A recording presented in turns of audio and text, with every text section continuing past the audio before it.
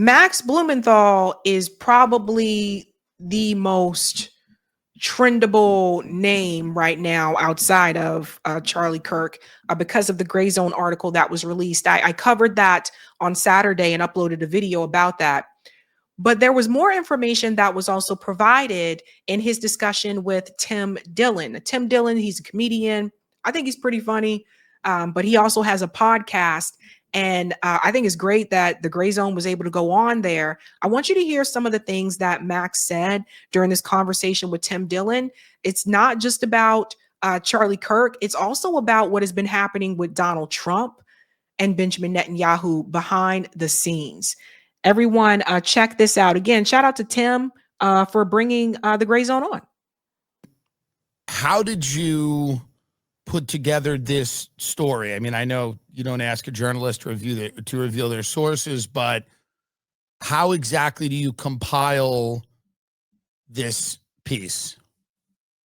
Well, just to answer your question before I get into the piece, I have been following Charlie Kirk for 10 years, since almost soon after he started TPUSA when he was a teenager. And I was following him as a critic or an opponent. I saw him as this kind of very hardworking, highly articulate, sort of like superhuman, ultra-conservative operative that the Israel lobby had basically hijacked, and they were using him to create the biggest Republican or conservative youth movement in history, TPUSA, and use it to advance Israel's program in the US alongside all of the kind of conservative social issues he wanted to push, and, you know, recruit the youth and train them and make sure that they stayed completely aligned with Benjamin Netanyahu's Israel. And these billionaire donors, they're American, but they're loyal to Israel primarily. And they actually don't care about issues like abortion or LGBTQ, or maybe some of them don't like mass immigration because they think immigrants might turn against Israel, but their issue is Israel. And Charlie Kirk was going to advance that for them. And in exchange, he'd be built up as like the biggest conservative youth leader in history. So does everybody see what's going on here? What I like about this is one of the first things that Max mentions here is the billionaires, billionaire class, billionaire donors. Follow the money and then you'll get the answer to a lot of the questions that you have. So all this money that was pouring into that organization, like I said, that money comes with strings attached. Like, people just don't give you billions of dollars to say good luck and have fun. So the idea is that they would push the Zionist narrative, this pro-Israel message. And then, of course, you know, the social issues would go along with that as well. But they gave the money so that it would remain pro-Israel and continue to spread that. Follow the money, folks. I've been following him for 10 years. I have no reason to say anything. Obviously, I was horrified by his killing. And I think it's a terrible omen for this country, but I have no reason to say anything positive about him or to think that he was anything less than a complete cadre for the Israel lobby. And they basically owned him. They basically controlled him. Well, and he started to move away. And I was hearing about, just to tell you about how this kind of, this article came into being, I was hearing about this before he was killed, that something through the grapevine.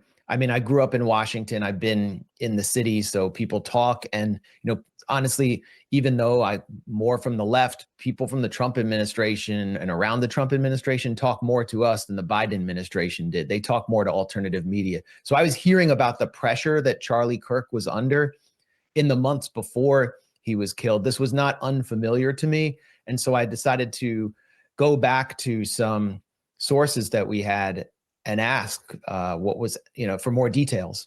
Well, even as somebody who you were a political opponent of his, So do you guys hear what Max just said? He was already hearing about that prior to the incident. It's obvious, you know, seeing a lot of people gleefully celebrating his vicious murder, you know, obviously, you don't have to agree with someone to not delight in their murder. I mean, I've been surprised. Friends of mine, people that I know, and their reactions to this have actually shocked me and shaken me a little bit. I want to get back to this turn that he makes. Do you have a timestamp on when he's starting to question really Israeli influence in American domestic politics? Because I'm reading your article and you talk about, your source is talking about Charlie kind of starting to question the amount of influence that Israel has in U.S., not only domestic politics, but foreign politics as well. Do you put this right around the time that we attack Iran? Is this before that? Is this after that? How, what do you know about his progression? Let me just close a window here because I have some noise coming in. It happens. So yeah, I'll come. Yeah. Okay. So this is one of the most fascinating stories I've witnessed in American politics. It could be the theme of a film or a documentary or a book. Charlie Kirk began coming under pressure from his own base. I would say, I actually forgot which year it was, but it was like 3 or 4 years ago. And it was called the Groyper Wars. And Charlie Kirk would do these TPUSA tours around the country, and young men would file in, and they would, you get to question Charlie Kirk and debate him. And they hit him from an angle he never expected. They were from this organization called the Groypers, which sort of follows Nick Fuentes.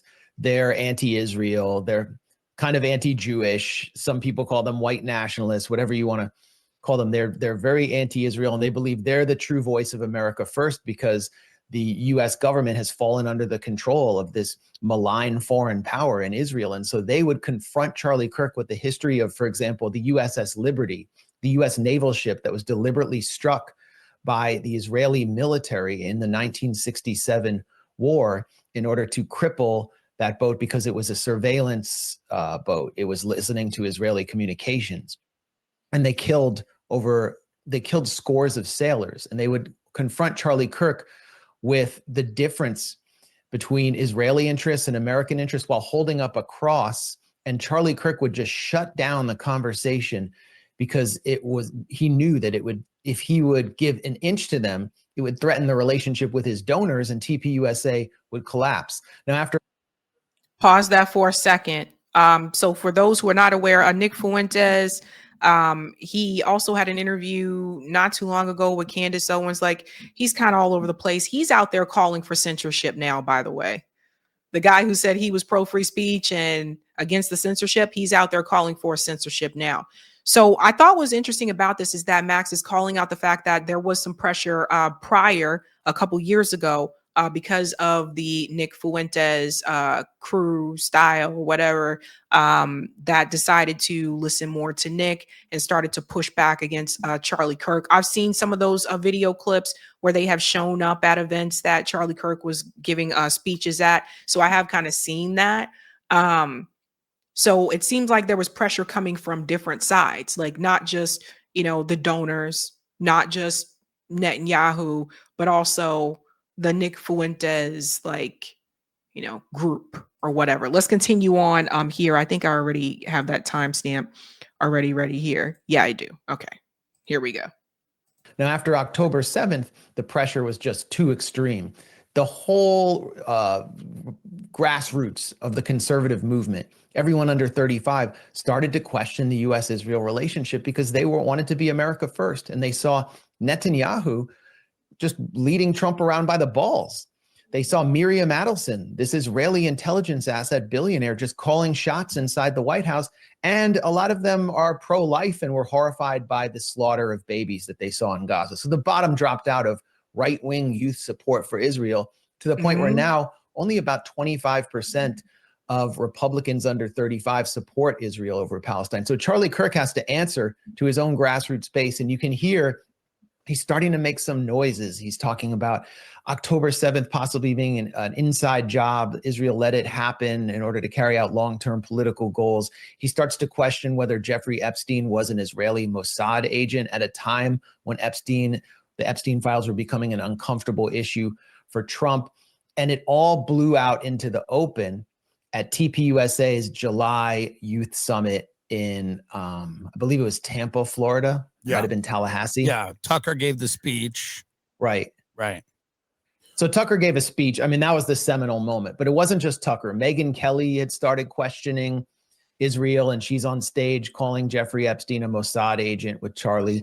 Comic Dave Smith, who, like myself, is a Jewish anti-Zionist, but he more comes from kind of the libertarian world. So he was welcomed on stage to debate a Zionist propagandist who works for Newsweek, Joshua Hammer. No, that's not something you want, especially at this point, if you are like a pro-Israel enforcer. And Dave Smith was openly talking about the slaughter of children in Gaza. And this is a big one. A lot of people are pointing towards the Dave Smith appearance there at the Turning Point USA conference in Florida. And a lot of us covered that. Like, I know I covered what Dave Smith said there, because he said it. And he said, like, you can't say you're pro-life and you're okay with the slaughter of all those kids that's happening in Gaza. And here's the sticky part, right? I mean, if the organization for a long time has kind of been known as, that's one of their big key, items there is to be pro-life, and you got a genocide happening. I mean, you kind of look some type of way if you agree with the genocide, but you say you pro-life and all these babies are being killed. You see, that's the sticky part, right?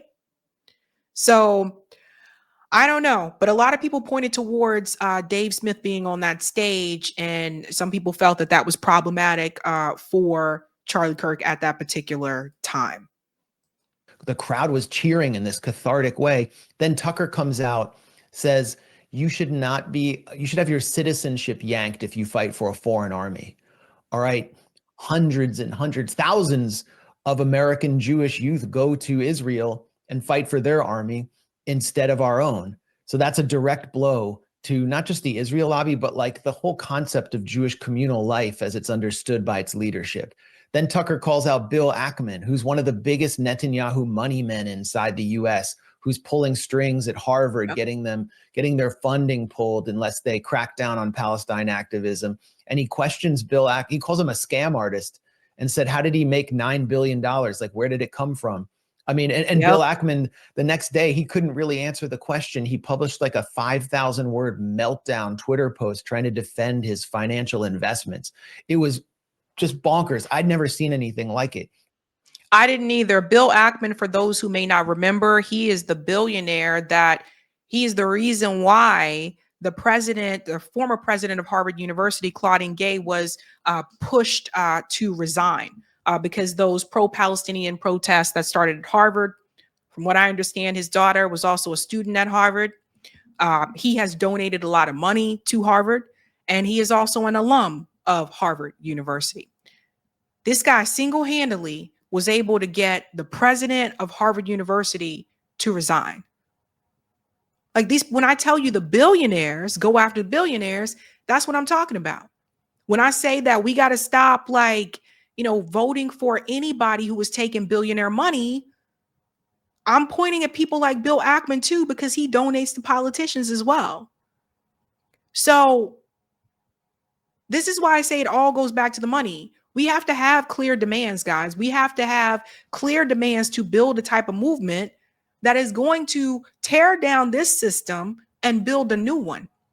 Because you can replace all these politicians. You can put in a new puppet here, a new puppet there. But if the system that is still there still remains, we're going to continue to hit up against a wall. And that's why people get disappointed. That's why people get disappointed when they see AOC waivers on things. That's why people get disappointed and let down when they see, even some of the state legislatures, they start to waver on things. Because until you get that money out and the money controls it all, we are always going to run into this issue. Now, they'll still give you some things. They'll give you like crumbs here and there. But real systemic change is going to come from removing that money from the political system.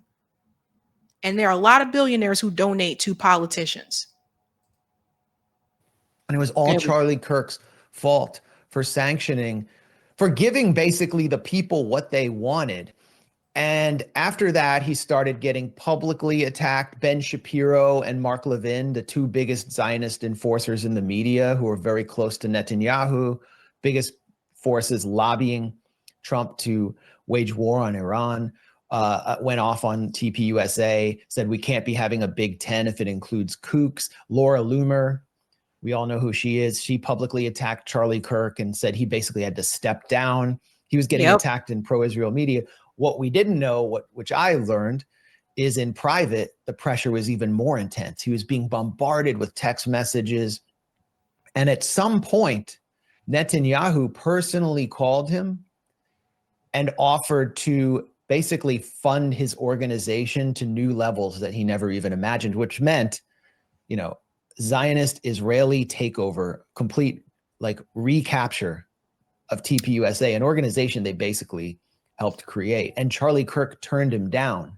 Now, after Charlie Kirk was killed, we know that Netanyahu wouldn't stop posting about him. Like minutes after he was killed, when his body was still warm, Netanyahu was posting about him, interrupting his 7-front war in the Middle East and his global assassination spree, where he's trying to kill people even inside a U.S. ally in Qatar.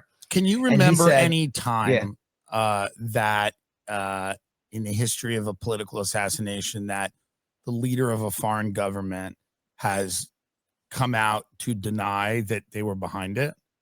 I mean, I've never seen anything like that. Right. I mean, That's why this is so weird. I'm telling you guys, pay attention to the behavior, right? Like, to me, I'm just like, dude, okay. Nobody else is like, dude, you're going from 0 to 10. Benjamin Netanyahu went from 0 to 10. Let me read a letter that Charlie Kirk gave to me. And he said that he was gonna, letter we can't see, by the way. No, it's ridiculous. Israel had nothing to do with this. Who paged you? It just show up out of the blue nowhere. It's very weird. Just strange to me, right? So I hadn't seen that either. And then there's one more part I want to show you here as well, because I do want you to make sure you see the full interview. But this part right here about Donald Trump, I thought this was interesting as well. Man, protect Tim Dillion and protect Max Blumenthal. And it's a fear that I've been told Donald Trump shares. I've been told that by that was my next question. Several Trump insiders. My next question is, does the president of the United States fear for his life? Yes. Yes. I mean, obviously he fears for his life. And I was told that he feared for his life before the 2 assassination attempts, one coming within a millimeter of striking his head. I mean, pause. Can we go back? What was that? I'm making sure I'm at the right part. Material evidence that Israel had him killed, but there's this fear when you go against the Israel lobby and you're that powerful. And it's a fear that I've been told Donald Trump shares. I've been told that by that was my next question. Several Trump insiders. My next question is, does the president of the United States fear for his life? Yes. Yes. I mean, obviously he fears for his life. And I was told that he feared for his life before the 2 assassination attempts, one coming within a millimeter of striking his head. I mean, what? So listen to this, guys. This is important, that he possibly feared for his life before the 2 assassination attempts. Now he's talking about Donald Trump here. That is when Donald Trump was running for office. Why would Donald Trump have feared for his life before he won the election, before the assassination attempts? What was going on behind the scenes? And how far back does that go? Like, did Donald Trump have that fear before he decided to run for president again? And if so, why did he decide to run? Or did he have that fear after he decided to run for president again? What was going on?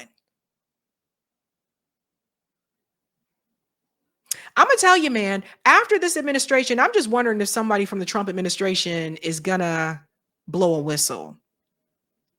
And all this stuff is going to come out. What was happening behind the scenes?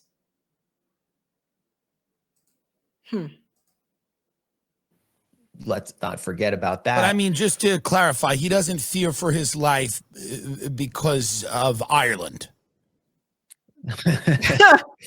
I mean, I've been told, yes, that Israel is a major source of concern for Trump. I mean, think about it. What would happen This if is the our president ally. just if he That's why I'm suspended arms confused. to if he suspended arms to a country that carries out assassinations all across the globe, that specializes in assassinations, that has an entire wing of its intelligence services that conducts assassinations, including with household goods like pagers. Would you not be scared?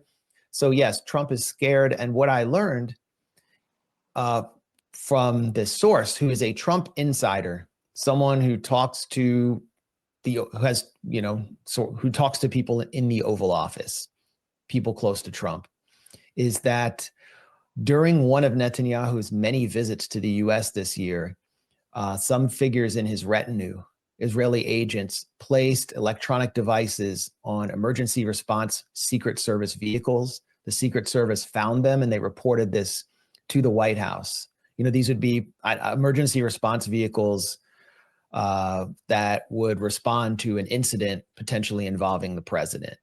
All right, some people watching this might be dismissing me as crazy right now, and I wasn't able to confirm this. I can't just call up the Secret Service and have them tell me that.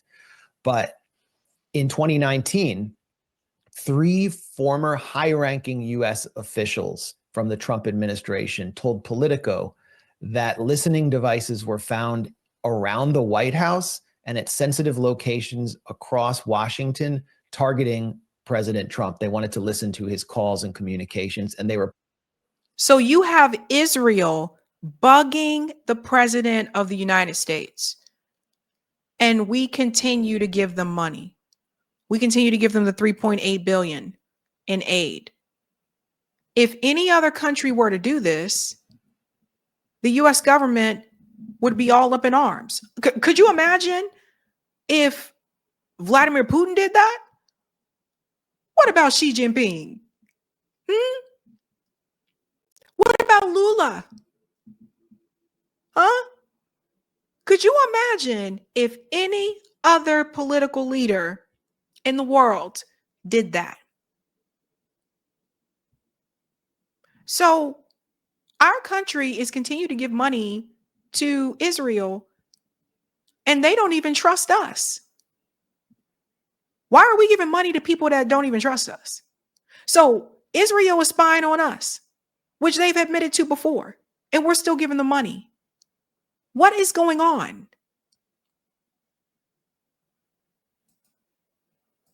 Planted by Israel.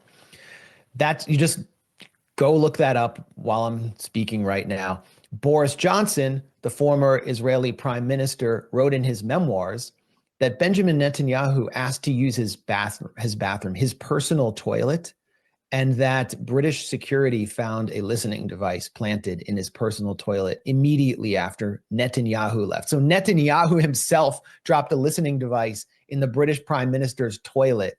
Like, never let Netanyahu take a dump at your house. Let me ask you a question. In your estimation. So Israel is the terror around the world.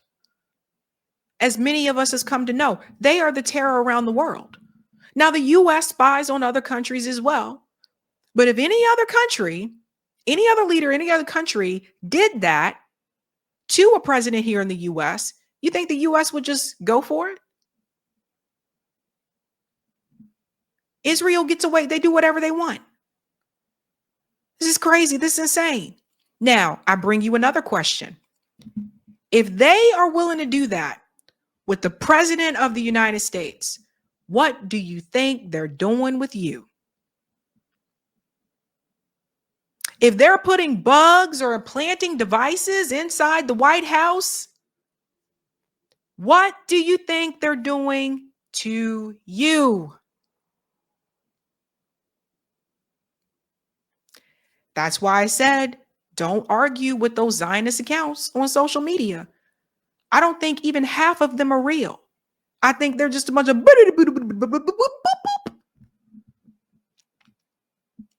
I think they're fake.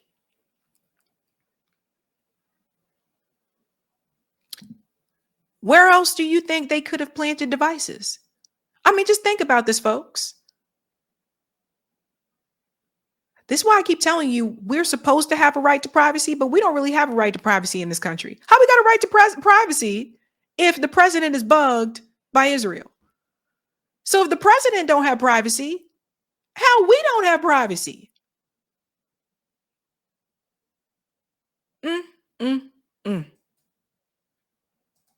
Why do things like this not damage relations between the U.S. and Israel more, or the UK and Israel? You know, when an ally is found to be, now everybody spies on everybody, but when you are putting a listening device in the prime minister's bathroom, or you're putting, reportedly putting tracking devices on Secret Service emergency response vehicles, where is the fallout from that? Is there any? Is there any diplomatic fallout from that?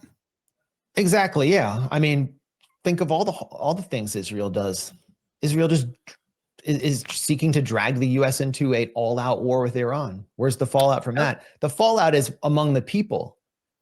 It's among the young people who watch your show, who follow social media, who don't need a weatherman to know which way the wind blows. Like, they're paying attention, and they have almost no power in this country on this issue because of Israel's ethno-supremacist bribery network known as AIPAC, which controls Congress with a hammerlock. Look at like two of the few voices in Congress who spoke out about these issues. Marjorie Cori Bush was kicked out. And Jamal Bowman. Kicked out. Both kicked out, but AIPAC spent almost $20 million, and they were like backbenchers. Like their own campaigns, they probably spent like $100,000, and they spent $20 million, like Super Bowl style ads against them. Yeah. And none of the ads even mentioned Israel once. And they come up with these fake stealth packs like Americans for Democracy in their district. So you don't even know it's an AIPAC ad. That part right there, they're very tricky. And another org you guys got to watch out for is called Kufi. There's AIPAC, there's J Street, there's also Kufi. That's for the Christian Zionist. I think this is a Christian Zionist organization. That one doesn't get as much attention. I probably should do that as a separate story at some point in time, because it's not just AIPAC. There are different lobby interest groups that are for Israel, for the benefit of Israel, and they go under different names. So you just have to look those things up. And Max is spot on here. Like, again, he's from DC. He's lived there, like, I think most of his life. So he knows how like people work and operate there in DC. But I'm telling you guys, like, people are starting to ask questions, and that's good. That's something that should happen. But you're noticing, like, in the wake of all of this, people are like losing their minds. They're losing their minds because they're like, how could this happen? Like, and people have questions, and you should have questions. You should always have questions. It was something, my first supervisor told me, always have questions when you go to an interview, right? Because they're interviewing you, but you should also make sure that you're interviewing them. So you should always have questions. Never say, I don't have no questions. Never say that. Always keep thinking, right? But that conversation, you can see it on Tim Dillon's YouTube channel. Go watch the full segment. I think it's a really great discussion. Like I said, people were asking questions. Hey guys, this was a Sabby clip. If you like what you saw, hit that like button and subscribe.